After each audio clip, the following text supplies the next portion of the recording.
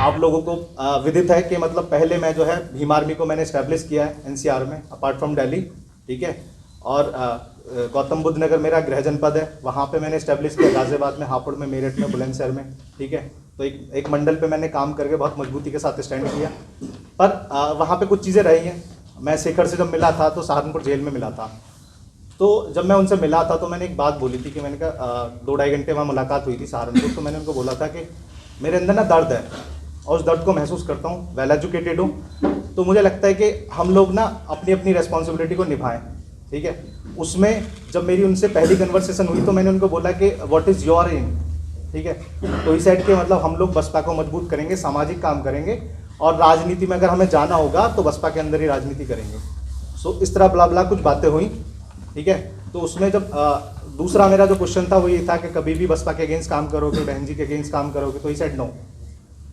तो मैंने उनको बोला कि अगर आपने कभी भी उनके अगेंस्ट काम किया है, बसपा के अगेंस्ट काम किया, तो सबसे पहले आपके सामने खड़े होने वाला आदमी मैं ही होऊंगा। और फ्रॉम द डे 1 से लेके आज तक अपनी कमिटमेंट है हमेशा पूरी की है, क्योंकि मैंने आज तक अपनी पूरी लाइफ में कभी भी बसपा के अगेंस्ट काम नहीं किया और ना ही मैं किसी को करने देता हूँ।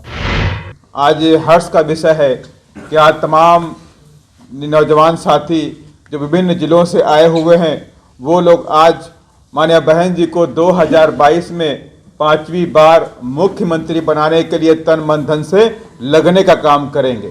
और इसी काम के तहत आज इधर अमित कुमार राजवान जी, आप इधर आइए और अपनी जो बात है वो कहने का काम करें। धन्यवाद।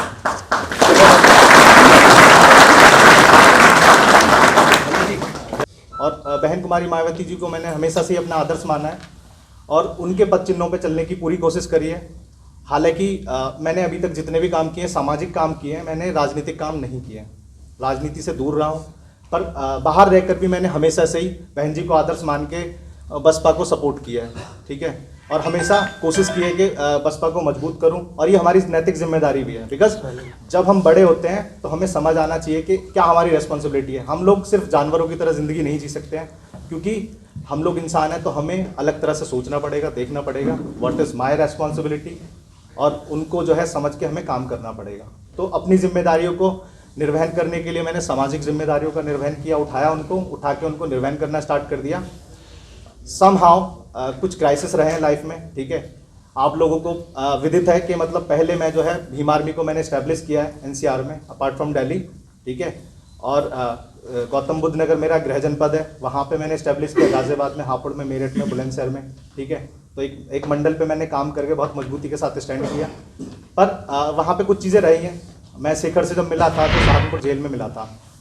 तो जब मैं उनसे मिला था तो मैंने एक बात बोली थी कि मैंने कहा 2-2.5 घंटे वहाँ मुलाकात हुई थी सहारनपुर। तो मैंने उनको बोला था कि मेरे अंदर ना दर्द है और उस दर्द को महसूस करता हूँ, वेल एजुकेटेड हूँ। तो मुझे लगता है कि हम लोग ना अपनी अपनी रेस्पॉन्सिबिलिटी को निभाएं, ठीक है। उसमें जब मेरी उनसे पहली कन्वर्सेशन हुई तो मैंने उनको बोला कि व्हाट इज़ योर एम, ठीक है। तो इस साइड के मतलब हम लोग बसपा को मजबूत करेंगे, सामाजिक काम करेंगे और राजनीति में अगर हमें जाना होगा तो बसपा के अंदर ही राजनीति करेंगे। सो इस तरह बला बला कुछ बातें हुई, ठीक है। तो उसमें जब दूसरा मेरा जो क्वेश्चन था वो ये था कि कभी भी बसपा के अगेंस्ट काम करोगे, बहन जी के अगेंस्ट काम करोगे, तो ही सेड नो। तो मैंने उनको बोला कि अगर आपने कभी भी उनके अगेंस्ट काम किया है, बसपा के अगेंस्ट काम किया, तो सबसे पहले आपके सामने खड़े होने वाला आदमी मैं ही होऊंगा। और फ्रॉम द डे 1 से लेके आज तक अपनी कमिटमेंट है हमेशा पूरी की है, क्योंकि मैंने आज तक अपनी पूरी लाइफ में कभी बसपा के अगेंस्ट काम नहीं किया और ना ही मैं किसी को करने देता हूँ। पूरी तरह ईमानदार हूँ, पूरी तरह जिम्मेदार हूँ, अपनी जिम्मेदारियों को निभाते हुए हर काम करता हूँ, ठीक है। ऐसा नहीं है कुछ भी बोल दूंगा, ऐसा नहीं है कुछ भी कर दूंगा, ठीक है, क्योंकि सारी चीज़ों को हमें समझना पड़ेगा। रीज़न ये है कि जब हम अपने महापुरुषों को पढ़ते हैं तो हमें पता होना चाहिए कि भाई हमें क्या करना है।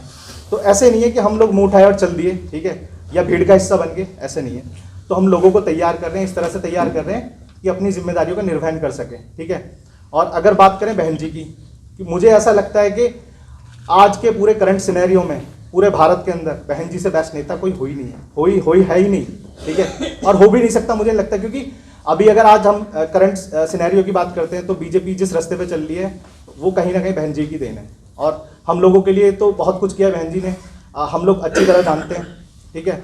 और अगर बात करें राजनीति या सामाजिक परिप्रेक्ष्य में, तो बहन जी ने देश को ना एक नई दिशा दी है और हमारी आइकन भी है। और जब हम सारी चीज़ें समझते हैं तो हमारी नैतिक जिम्मेदारी बन जाती है कि हम सही दिशा में अपने देश को, अपने समाज को और जो हमारा जो कंट्री की जो यूथ पॉपुलेशन है उसको एक सही डायरेक्शन देके देश को आगे बढ़ाएं।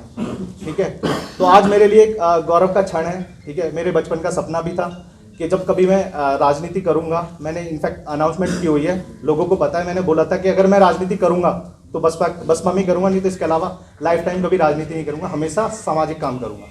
तो अपनी कमिटमेंट पे पूरी तरह आज भी कायम हूँ और जब तक मेरी आखिरी सांस रहेगी तब तक मैं अपनी कमिटमेंट पे कायम रहूँगा और बहन जी के दिशा निर्देश अनुसार काम करता रहूँगा। हाँ, ये चीज़ें आपको एक चीज़ देखनी पड़ेगी कि मैं चूंकि सामाजिक रहा हूँ, राजनीतिक नहीं रहा हूँ, तो कुछ गलतियाँ हो सकती हैं, तो आप लोगों से एक्सपेक्ट करूँगा। इवन जो भी लोग मेरे को देख रहे हैं, सुन रहे हैं, उनसे भी एक्सपेक्ट करूँगा कि अगर कुछ गलती हो तो मेरे को एक राइट डायरेक्शन दें। इवन यहाँ पे जो बैठे हैं काफ़ी सारे सीनियर्स लोग हैं, इन्होंने राजनीति में अपने अपने योगदान दिए हैं और बड़े योगदान दिए हैं। तो अभी मेरा लर्निंग फेज़ है, इस लर्निंग फेज़ में बहुत सारी चीज़ें मैं सीख रहा हूँ और मैं एक्सपेक्ट करूँगा कि मुझसे गलती ना हो और अगर हो भी जाए तो मेरे को एक राइट डायरेक्शन दीजिएगा। ठीक है, और मेरी ये कमिटमेंट है आप लोगों के सामने कि मैं लाइफ टाइम जब तक जीवित रहूँगा किसी गलत रास्ते पे नहीं चलूँगा और जो हमारे महापुरुषों ने रास्ता दिखाया उस पर खुद भी चलूँगा और पूरी ईमानदारी के साथ सभी को चलाने की कोशिश करूँगा। Thanks a lot.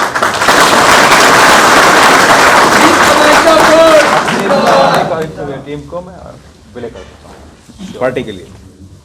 हम जो भीम आर्मी से अलग हुए थे, हमने एक अलग संगठन बनाया बिकॉज भीम आर्मी सही दिशा में काम नहीं कर रही थी। जैसे हमने फाइंड आउट किया, हम अलग हुए, हमने अलग से संगठन बना के काम करना स्टार्ट कर दिया और अपनी जिम्मेदारी से कभी नहीं भागे। और आज अपने संगठन के साथ हम लोग बसपा में पूरी तरह शामिल होकर काम करते हैं। ठीक है, एक बड़ी लिस्ट है, अगर मैं नाम लेने लगूंगा तो समय कम पड़ जाएगा बिकॉज और भी काफ़ी सारे लोग हैं। ठीक है, तो एक बड़ी लिस्ट है, प्रेस नोट के थ्रू जो है आप लोगों के बीच में आ जाएगी।